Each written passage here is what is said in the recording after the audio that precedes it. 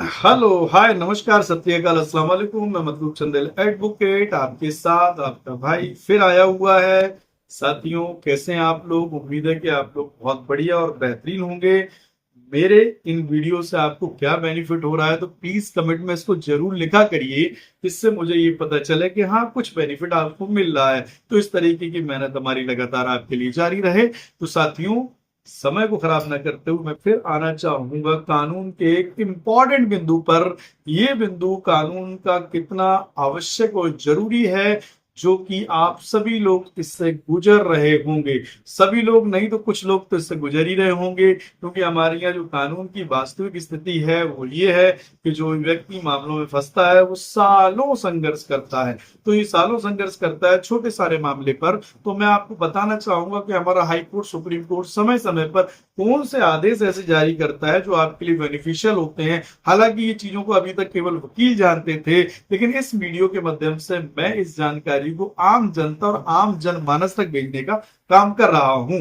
क्योंकि ये हम वकीलों को, चूंकि हम लोग इसको अध्ययन करते रहते हैं, पढ़ते रहते हैं, देखते रहते हैं, तब ये हमको पता चलता है। लेकिन आप लोग चूंकि नहीं पढ़ते, नहीं जानकारी रहती, नहीं अपडेट रहते हैं, तो आपको इस माध्यम से सूचना मिल जाती है। और जो बड़ा जजमेंट होता है उसको हम लोग बड़े छोटे से मतलब ब्रीफ में आपको समझाने की कोशिश करते हैं, जो इजी आपको आपकी भाषा में समझ में आ जाए। कानूनी भाषा थोड़ी जटिल हो जाती है, वो केवल लॉयर से या जो कानून का अध्ययन करने वाले वो लोग जानते हैं, आम आदमी की पहुंच के बाहर हो जाती है। तो उसके पहुंच के अंदर लेने के लिए हमारा प्रयास है। तो साथियों, मैं आज बात करता हूं निगोशिएबल इंस्ट्रूमेंट एक्ट की। मतलब निगोशिएबल इंस्ट्रूमेंट क्या है? ये वो कानून है जिसके अंतर्गत चेक से संबंधित मुकदमे चलते हैं। इससे पूर्व भी मैंने एक वीडियो चेक वाला बनाया था, 1000 से ज्यादा लोगों ने उसको देखा। बहुत सारे हमारे दोस्तों ने उसको शेयर भी किया।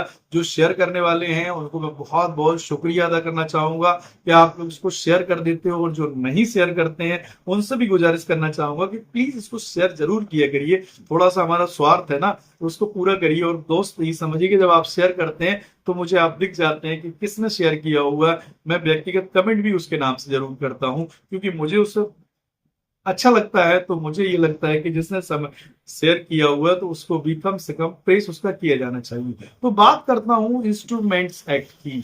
नेगोशिएबल इंस्ट्रूमेंट एक्ट वो एक्ट है जिसमें चेक बाउंस के संबंधित मामले चलते हैं। लेकिन वर्तमान में इलाहाबाद हाई कोर्ट ने एक ऐसा जजमेंट किया है जो आपके लिए बहुत बहुत जानना इंपॉर्टेंट है। इलाहाबाद हाई कोर्ट ने वो जजमेंट किया है जिसको लेके आप लगातार परेशान रहते हैं। परेशान ये रहते हैं कि आपको नोटिस भेजने की एक जो प्रक्रिया है वो बड़ी लंबी हो जाती है।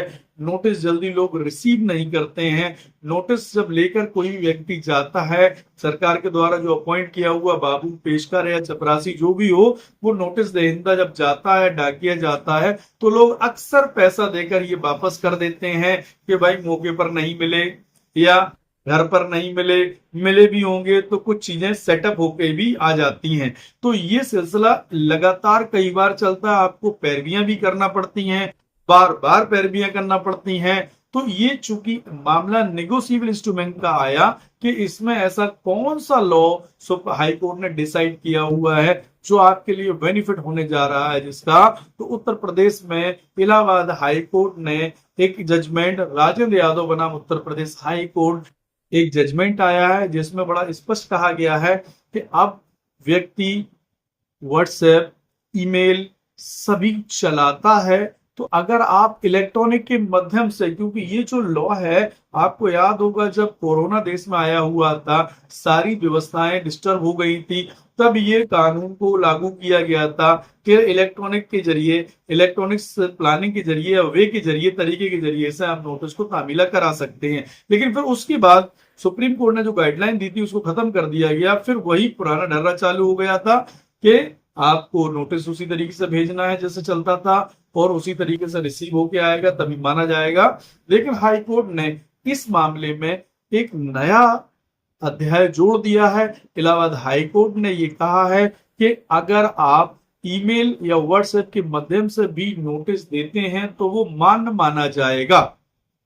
उसका चूंकि लॉ में बहुत ज्यादा एक्सप्लेनेशन मतलब काफी लंबे स्तर से समझाया जाता है, उसका व्याख्यान किया जाता, उसको छोटी तरीके से ये बताया गया है कि एविडेंस एक्ट की धारा 65B जो ये कहती है कि अगर कोई भी इलेक्ट्रॉनिक एविडेंस उसको पूरा पढ़ा जाएगा और उसको न्यायालय के समक्ष रखा जाएगा।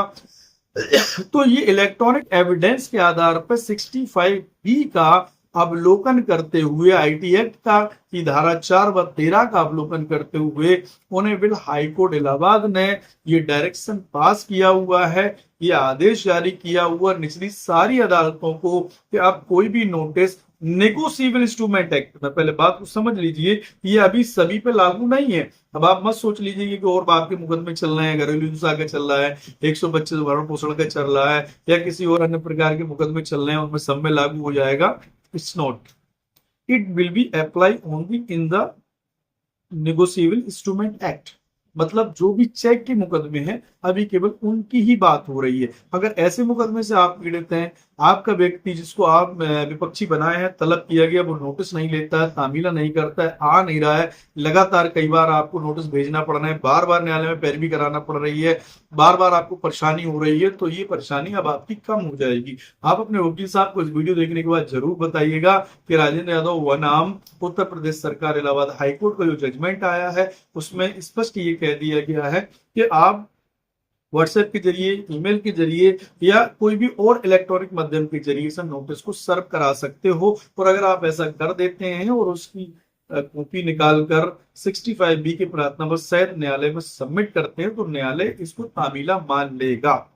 राइट, आप अपने लॉयर से डिस्कशन करिए और इन चीजों को पूछिए। अगर ना समझ में आए तो मेरा नंबर अक्सर स्क्रीन पर चलता है, जो आपको लॉ के बारे में सारी चीजें बताता रहता है। तो मेरा तो पर्चा आपको पता ही होगा, मैं मधुरूप चंदेल डिस्ट्रिक्ट कोर्ट उरई जालौन में बतौर अधिवक्ता काम कर रहा हूं, एज अ प्रैक्टिशनर लॉयर हूं। अगर आपको कभी भी किसी भी मामले में किस तरीके के जो लीगल से संबंधित है एडवाइस की जरूरत पड़ती है तो स्क्रीन पर देखने वाले मेरे नंबर पर, ये मेरा व्हाट्सएप नंबर है, साथ साथ में ये मेरी कॉलिंग नंबर भी है, आप इस पर बात कर सकते हैं। अगर आपको किसी स्पेशल मामले में मीट करना है then you can take my appointment. मैं आपको टाइम भी दे सकता हूं जिससे कि आप उसमें बैठकर संबंधित मामले में डिस्कशन कर सकते हैं। तो साथियों, ये वीडियो अगर हमारा अच्छा लगा हो, बेटर इंफॉर्मेशन लगी हो, नए कानून से कुछ आपका ज्ञान बढ़ा हो और आपके लिए बेनिफिशियल हो तो प्लीज प्लीज एंड प्लीज इसको शेयर जरूर करिए। मेरा यूट्यूब एक चैनल है मधुरूप चंदेल LLB के नाम से, उसको भी आप सब्सक्राइब करिए, बेल का आइकॉन दबाइए